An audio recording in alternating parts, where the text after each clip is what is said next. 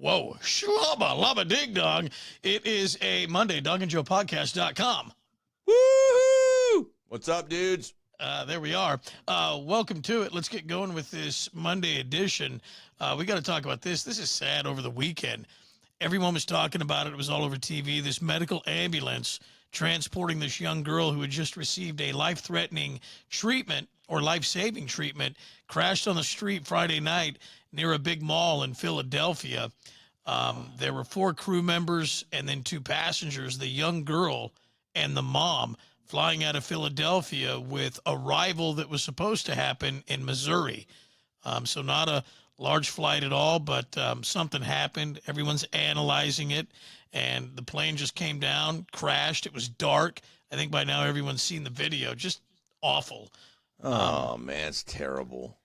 And odd that they were using a plane. Usually around here they do helicopters. Yeah.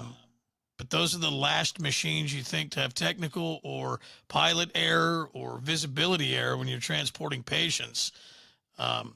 Awful. Absolutely awful. It's terrible, man. There's a lot of bad stuff going on with planes right now. So just to even hear that makes it just even worse. Really? Right now? There's always been bad stuff going on with planes in my world. Always. Not a day that's gone by since aviation and I have been alive on this earth has there not been a problem with flying. Okay, that's true for you. But I'm just saying, in general right now, it is rough. It is very, very rough. I don't have the stats on this, but I saw Boeing is just getting sledgehammered. They are losing billions of dollars. I mean, just day after month after week after, they just cannot get this thing to course correct. And Boeing's having a tough time still. What are planes still crashing with Boeing? No. Still happening? What's crashing are their profits. And unbelievably going down more than their planes, or having more trouble making money than their planes have trouble staying in the sky safely. But yeah, they're having a tough time rebounding from all that trouble, you know, the door and all the problems. And finally, 3.5 weeks ago, the Southern California fires, terrible fires, 28 to 29 dead. They say the Eaton and Palisades fires now fully contained, finally. Oh, really? Wow. Boy. So that's good news.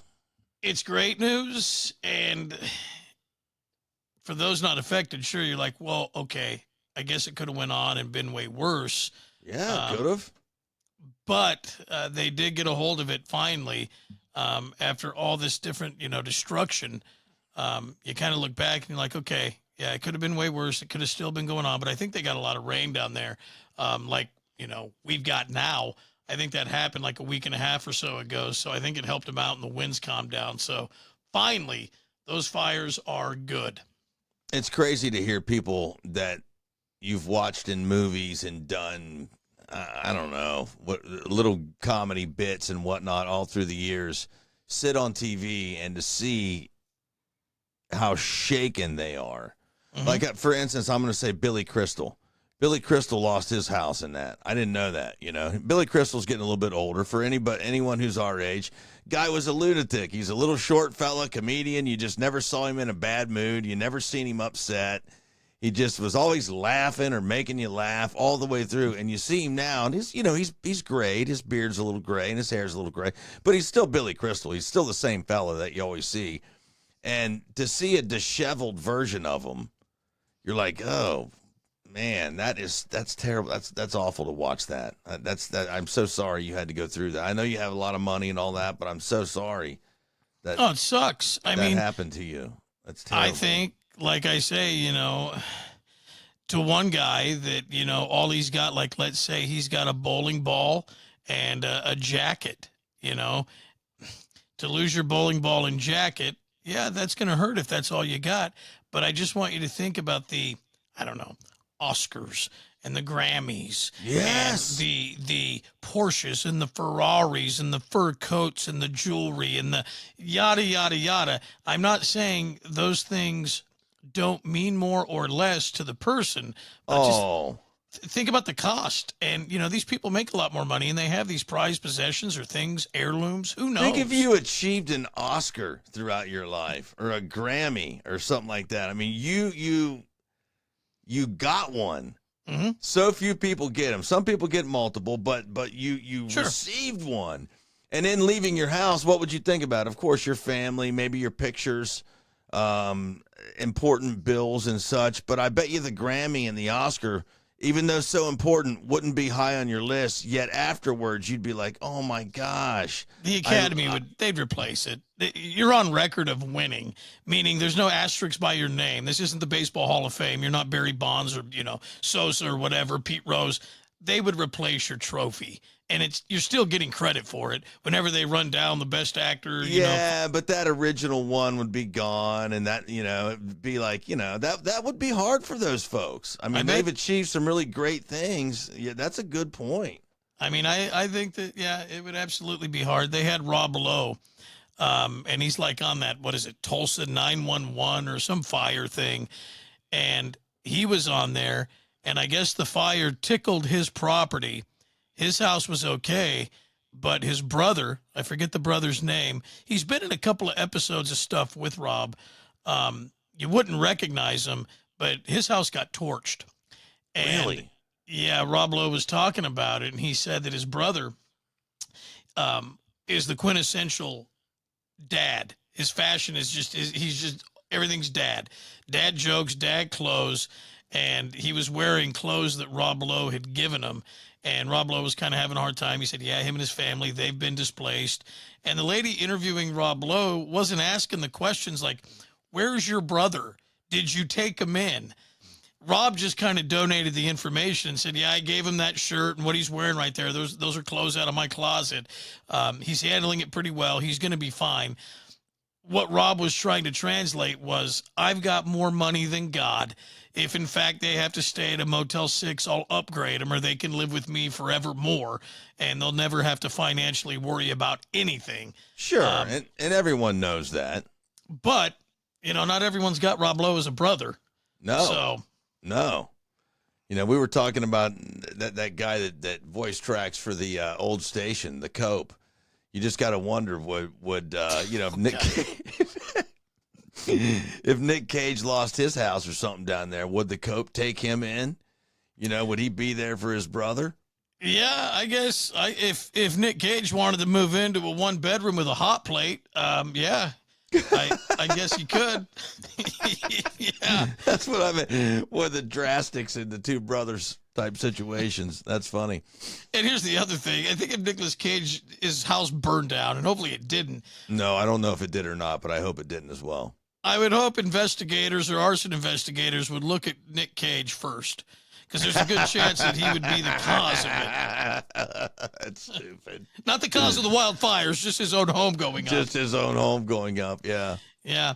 A couple of emails, and we'll get going further down the road here. We got a bunch of them coming in. DogandJoePodcast.com. You're here watching this. That means you subscribed. Thank you. Friends, family, go to the pet stores, buy a puppy, tell your puppy about it, give your puppy a credit card, swipe, give us more money. We need it. Oh, quit. But we do thank you very much for it. This comes from Football Girl. All right. Hey, fellas. Brenda here. Like most of us, longtime listener since Meth Lab in the PM to They Suck Radio in the AM. That's actually called I Hate Radio, Brenda. Mm-hmm. She says, I'm 57 and a product of the 80s. And yeah, I'd live it again. Fucking A.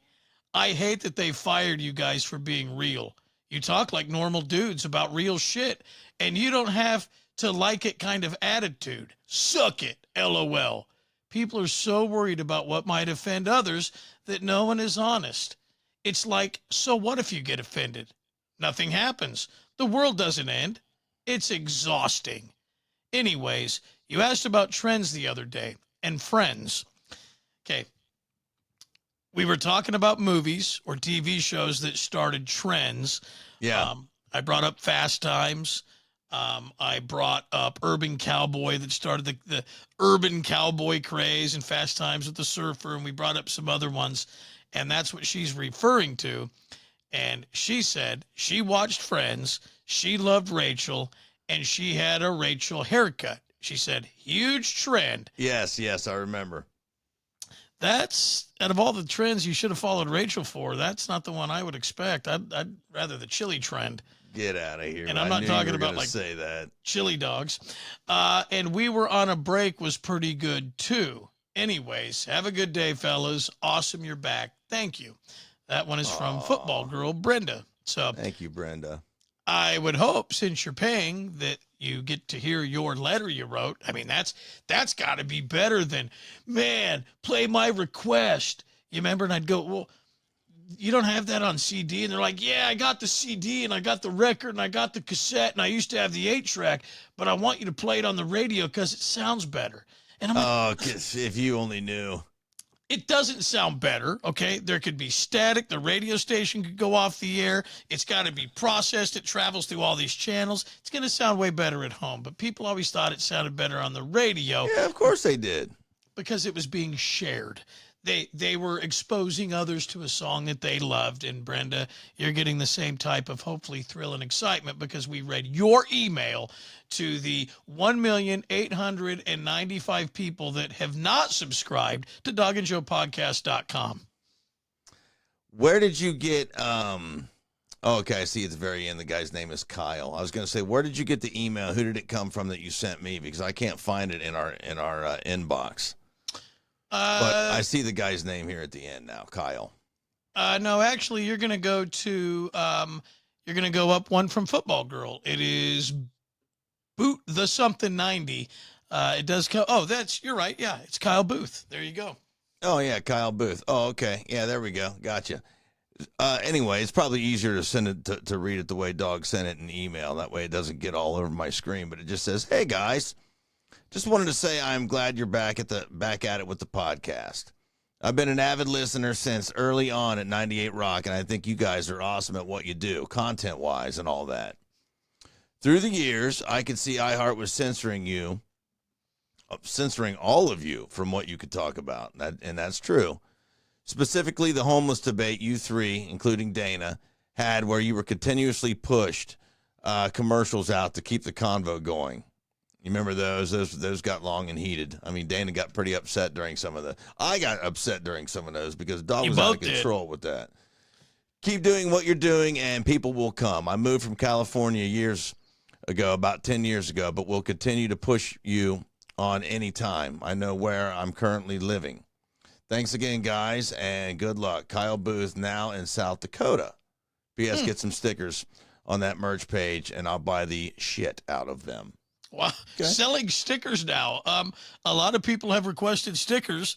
I think give those to them. No, there ain't one goddamn thing free in this day and age. Ass, gas, or grass. Nobody rides for free. We will have to pay for those and buy them, though. Yeah. Yeah. I mean, if we're gonna have to pay to print them, you know, there's no more generosity. This tin can. It's going to get passed, all right? It's going around the horn, and if we have to pass it day and night, that's how this works. It's America, and for years, for those that have followed us, we thank you. You've never had to donate, okay? Everyone has a tips jar. People outside the 7-Eleven, they have a cup. Everyone's got a cup. We've never had a cup because we had someone paying us. Now we're passing the cup. Do what's right. Fill it. Yeah, we got to pass the cup now. There's no way around it. We need the cup to be passed. Yeah, and I don't care if it's 2 girls, 1 cup. I don't care if it's 70 girls, 70 cups. The cup's getting passed, and we need you to put the money in it, please. Mm-hmm. Yeah, for sure. I got to talk about this. I want to go back to one thing that he said there, talking about homelessness and what we used to discuss. We will dig into this deeper tomorrow on tomorrow's episode, but I'm done doing the right thing. Really? All I'm gonna just tell you this right now quickly, and we'll get into it deeper. I've started fiddling around with fishing. I'm not going to talk about it now. Fishing. And I've gotten the bug a little bit just because it's something I can do right behind my house, and I've been messing with it. And I'll just say you have hated fishing for as long as I've known you. Nothing more almost in this world have I hated. Yeah. I hate the fish. I don't like fish. I think it's boring. I don't like shit getting stuck in the trees. It's an absolute waste of time. My father ruined it when I was young. I've caught 2 fish my entire life. One was a small trout when I was about 9. One was a perch when I was about 6 in a pond. Okay. I have caught no adult fish in my life. I hate fish. Now, I'll just tell you this. He's always hated fishing for as long as I've ever known him. It incenses me. It disgusts me. It makes me sick. Okay. But I've got this buddy and he's like, hey, I'd like to go down there. So I'll go down there and I'll watch him. I'll drink a few beers. I'm like, shit, okay, I'll get a thing. I'll throw it in there. My dad left me these poles. I don't know what I'm doing. So I go down there and I try it. Yeah, you might as well. Why not?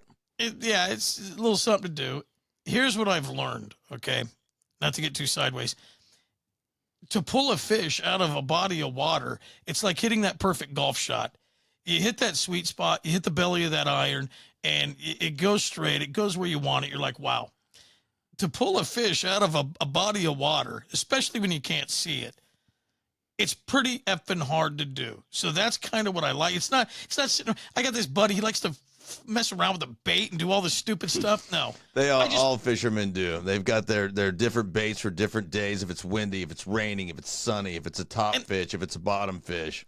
I get it. Yeah, you need different tools to do different things. I guess. I get it. But my whole thing is I've seen the fish when I stand up on the hill. I see them and then they're big. I'm like, and I've dragged the line and stuff across them. They won't bite it. It's wintertime. They're not all that active. What are they? Catfish? So there's spotted bass. There's brown and rainbow trout. There's carp. What? There's a panfish or two. I think there's a crappie in there. Something else. And then there is did I say carp? I said cat. I said spotted bass. Brown and rainbow trout, and then a crappie and another panfish. So there's a few varieties in there. Okay. And I see them, and they're big, and they're just laying there. And I'm like, God. So this is what I've done. I've kind of fallen into, man, that's kind of hard to get this fish out. I'll dam the river if I have to. I'll walk down there in boots, and I'll just pull one out if I need one that bad. But you just gotta have patience when it comes to fishing. If you can just be patient, you'll be able to get one. I don't have those. I wasn't born with them. I've tried to learn to get them. I don't have them. But I've done it, and I've thought, this is pretty hard. So I like that aspect because it's not easy. But I'm not going to get a fishing license. My buddy's like, hey, man, a fishing game or, someone comes down here, you got to have a license. So I look it up. I think the first offense is like $150. The fishing license is like $65, $70. I'm like, no, I'm done. Short story long, I'm done doing the right thing. Because if you can live on the side of riverbanks, if you can carve into underpasses, if you can build cardboard shanties in people's backyards, I'm done doing the right thing. I'm not going to buy a fish license, okay? I pay taxes. I used to have a job. I guess now I do. You're it's very crazy. low paying. You can't just be the same thing everyone else is. I'm 52 years of age, and they're discriminating against me. They're giving people that are destroying our society more rights and privileges. I'm sick of watching the decay, the decomposition of society and law collapse in front of me. I'm done subscribing to doing the right thing. I'll take my lump. They catch me without a license. Okay. But I'm not going to pay for one. In fact, and I'm not going to go down. I'm not going to talk to the county if I want to build a garage or build an extension or if I want to build onto I'm done doing that because you're not doing it right. And when I say you, I don't mean the subscriber. I mean everything here that has gone awry, not only in California, but nationally. I'm done. I've done the right thing. How does this tie into fishing? I'm not getting a license. I just told you. Crying out loud. I am not. I'm done doing the right thing. I'm not buying one. If they catch me without it, I'll pay my fine. Well, you're going to have to pay a fine because you will get caught. Eventually, someone will see you down there. Someone will tell on you, and that's the way it goes. Oh, there's a new guy. He's fishing down behind his house. I don't know if he's supposed to be there. There's no one down there. There's always somebody watching, bro. There always is. But it's not like you have a license on your forehead. They don't stamp you with a rubber stamp when you go fishing. People don't walk around like, oh, hey, did you see this? I got my fishing. No one gives a shit about a fishing license. No one knows if you got it or not. I watch a lot of those game warden shows on Discovery Channel. There's a lot of them out there looking for people without fishing licenses. Sure. Is that a red trout? Today's only brown trout season. You know that. Oh, yeah? What kind of barbed hook you got? What do you mean you got 16 hooks in the river? you know that fish can't be over 9 inches long or under 9 inches long. I mean, come on. You've caught brown. What is it? Brown trout, red trout? It's brown trout, sir. Brown trout. You've caught brown trout, sir. You know? Here's the thing though. This reel I got, it's like, I don't know, $24. Okay. It's attached to a pole my dad gave me. The ranger, the warden, he comes down the whole thing's going in the river. I'm not holding nothing. Okay. I don't have any money invested in this. If there's no line in that water connected to your hand that's holding a pole, you're not fishing. Even I could carry fingernail clippers and cut the line. If there's no hook in that water, you're not fishing. So Okay, fair enough. catch me if you can. You know, I'm just saying, I'm done doing the right thing. I'm even contemplating now all stop signs and red lights in the entire state of California when I'm driving. There's a lot of these things I've been thinking about. As if that's something new to your life. No, but I mean all. Okay, there was a select few that were on my menu or my way to work in my path. I'm now starting to think about yielding it all and every stop and red light. You're so stupid. Oh, the way these webs weave. It started with fishing. Now he's wanting to run red lights and It's skip just stop signs, do the California roll. I'm tired. That's a Hollywood. I'm tired of being discriminated against and punished for doing the right thing. Me too. It's Damn gotten it. me nowhere. Well, You know? you live a good life that way. Everyone feels like that. Well, I wait in line for what? Now I'm the 10th person in the store when I could have been the 5th. It's just doing the right thing. More people do it. Okay. You know, Now that I starts can a good agree. trend. I can agree with that. When everyone's doing the right thing, it keeps all the prisoners happy. Okay, everyone's in order. Everyone's obeying. Sure, it makes for a peaceful society. It does. I get it. But I've done it that way my entire life, and no one else wants to help me. And then I want to be punished by the government. So I'm like, hey, 52 years, that's a good run. Who spends 52 years of their life doing anything? I did, doing the right thing. It's gotten me nowhere. Okay. You're going to give yourself all 52 years doing the right thing. No. Well, okay. I don't even know if you got a solid 25 in there. I'll give myself a decade. Okay. For 10 years, I gave it hell. I got behind the business end of it and I pushed, I shoved for There 10 we years go. of my life. That's where I I'm did at the with this. absolute Yes. right thing. Okay. Okay. And- I'll accept that. I'm done. 10 years is long enough. It's time now to repay. There's all the karma. Karma. That doesn't exist. You do the right thing. Oh, you do- yes, it does. No, it doesn't. Yes, it does. Yes. Oh. Many people will tell you karma is real. Well, if it is, it sure doesn't come back to do good for me. I've done a little bit of good, and I've gotten zero in return. Well, you've lived how many years on this earth, and you've only done 10 years of good stuff, so karma's got to spread that shit out a little bit for you. So you get a little bit in your early years. You get a little bit in your mid years. You get a little bit in your latter years. You want some karmic stuff towards the end of your life, don't you?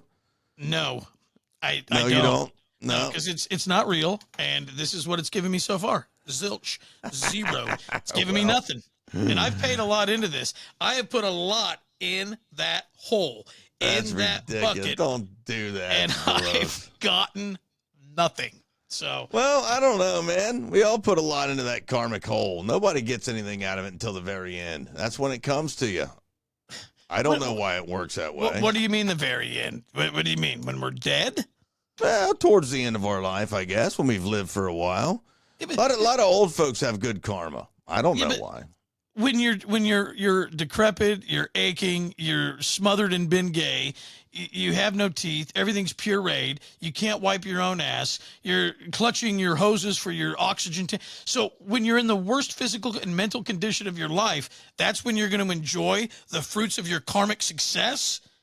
I'm not buying that. I'd like to have some karma left when I'm like that. Yes, No. absolutely. If you're going to be in that sort of situation, you hope for no pain.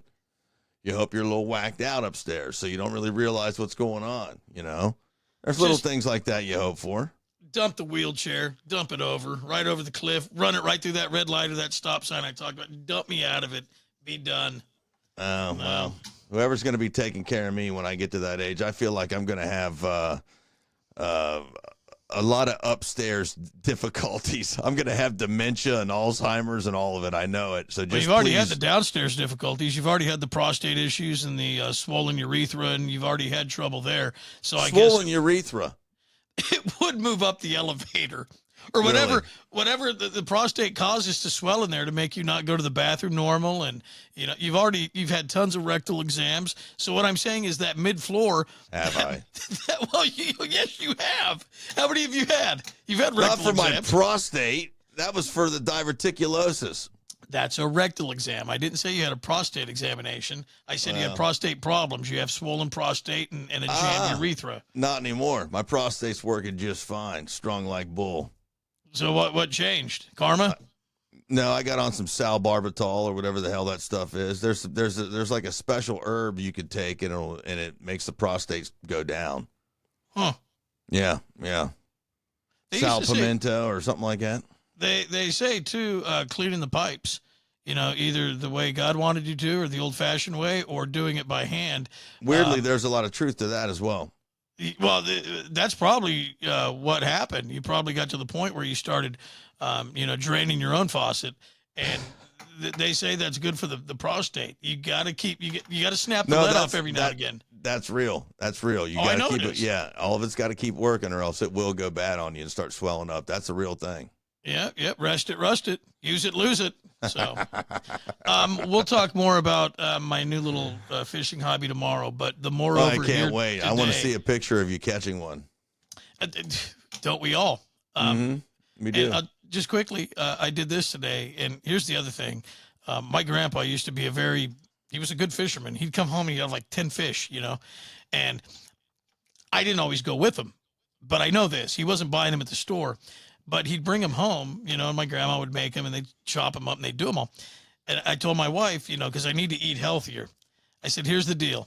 If I catch a fish, I'll eat it. That's the only time I'm going to eat fish. But I looked at a fried trout recipe, rainbow trout recipe today, and I'm like, I think I'll try that. Now all I need to do is do a fish.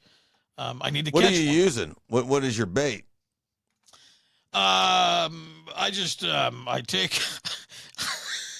I mean, what do you got? A worm? What are you using? Are you using something live, something dead? Something... Yeah, I take a lawn dart and I stick it in the end of my penis and I dangle it right over the cliff. You're so stupid. I'll talk more about it tomorrow. I'm using minnows, rubber minnows. I'm using worms. I'm using little flies. I've used a couple worms. I have not used any. The salmon egg and the worm thing is, I think, like the ticket for the They'll bite trout. on a real fishing worm. I mean, I know people Oh, yeah. say, "Oh, you got to fly fish for those things and whatever." You throw a worm on a bobber out into that river, and you they will like- catch any fish that's out there. But Yeah. here's the thing. I haven't went down. I was like, I don't want to go down and buy worms. I got worms all over out here, and it Yeah, rained. I was actually. dig in your yard.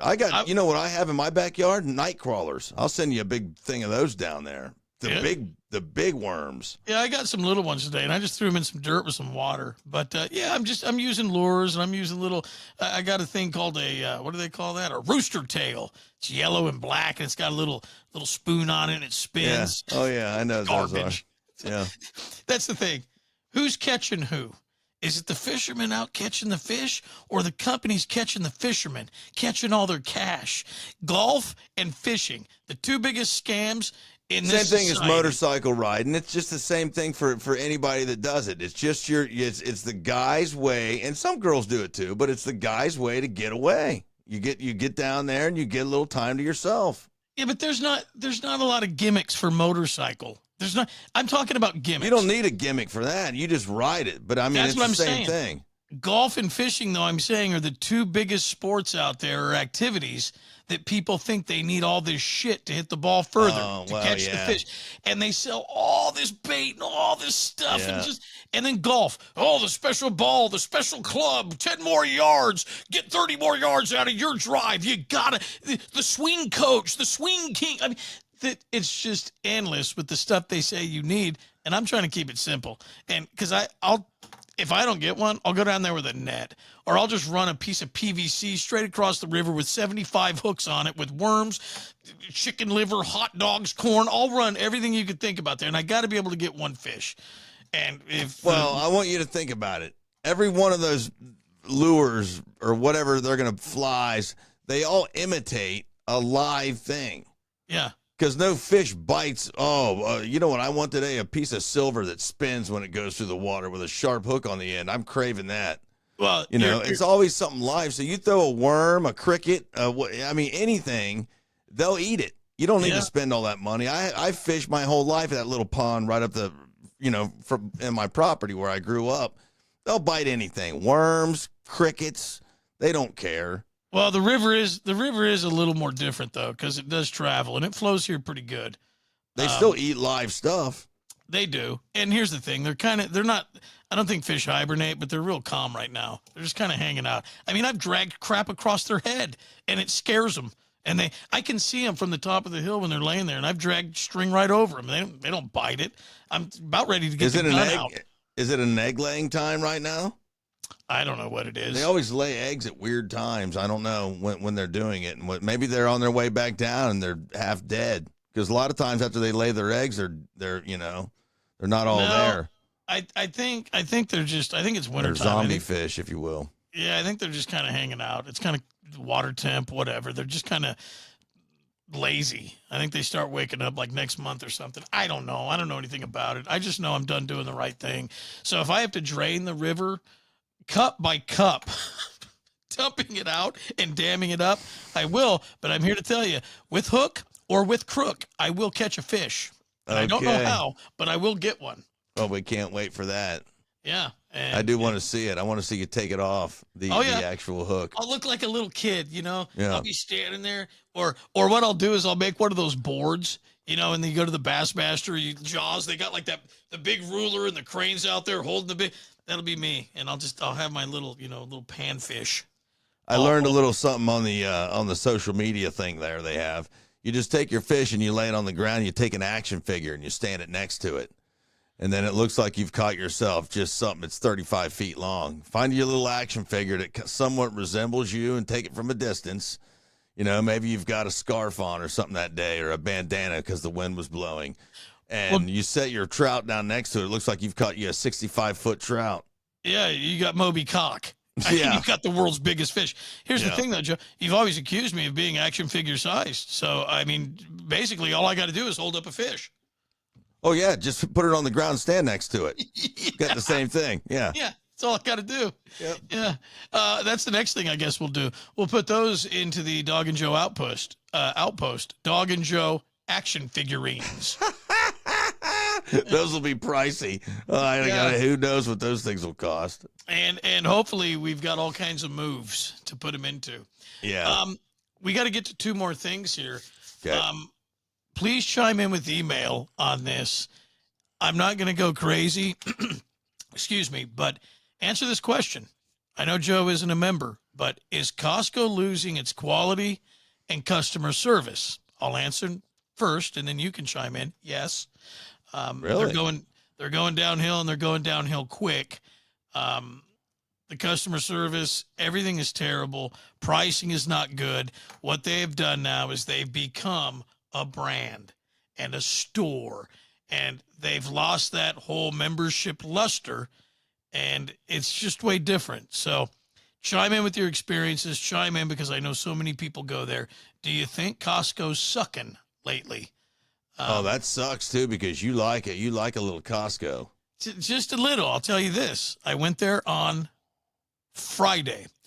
I walk in, and remember that for my birthday, you and Dana threw that party over there at the creek, over there at the swamp. Mm-hmm. And I think it was you. You bought me that gigantic bottle of Woodford Reserve. Biggest bottle of liquor I think I've ever seen in my life. They sell those at Costco for, I think, $53. It's a hell of a buy. Or as I like to call it, it's a great Friday night. I'm kidding. How long did it take you to drink that, honestly, though? A long time? Yeah. Couple months? Yeah. I mean, it was, it had to be a week.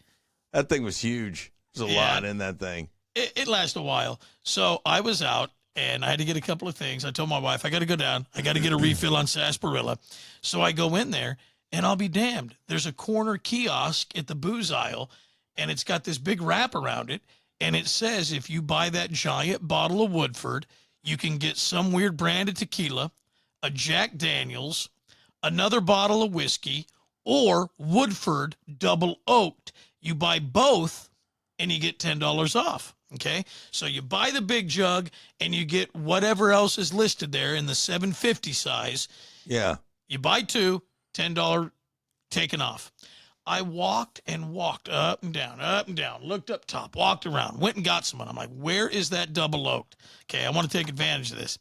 It turned into the biggest 30-minute, 40-minute fiasco trying to find it.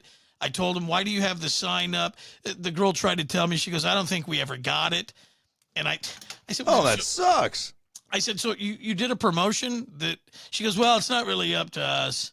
She didn't care. I go, can you look for other Costco stores that have that in stock? I don't know how. She left. It was, I don't know how. it was terrible. It was the worst experience ever. And it was 30 to 40 minutes. And I walked out of there with only the giant jug of sarsaparilla. I didn't get my bonus bottle for 10 off.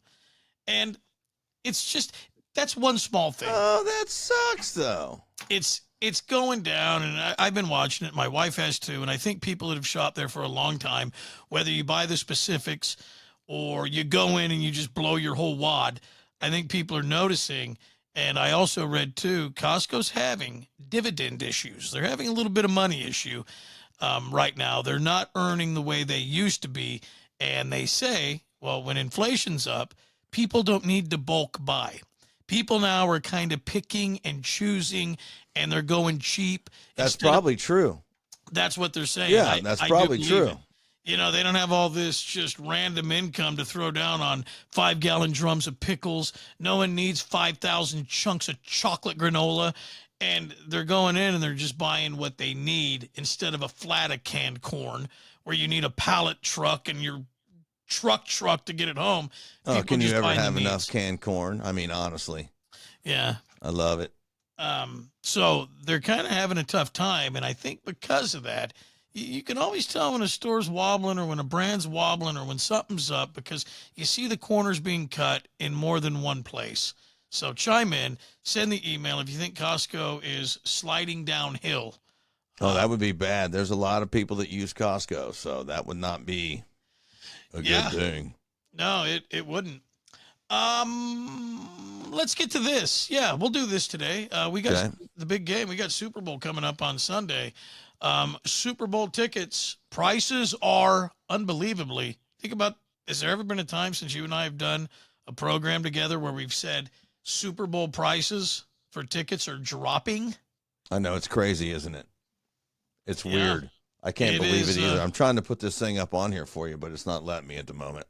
That's all right. Yeah, they say prices.